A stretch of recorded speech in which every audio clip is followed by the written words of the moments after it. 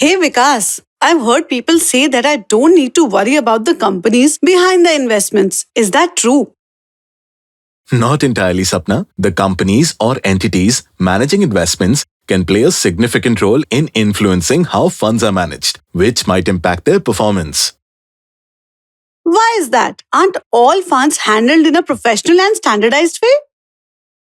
While fund management generally follows established standards, the approach, experience, and practices of the company managing the fund can vary. These factors may influence the investment outcomes.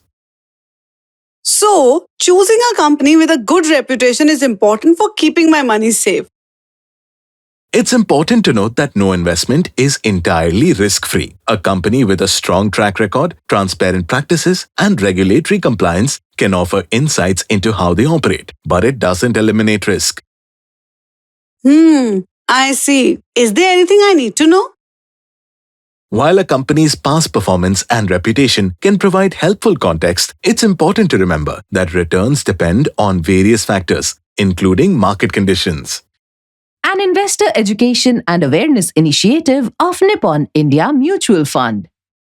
Mutual fund investments are subject to market risks.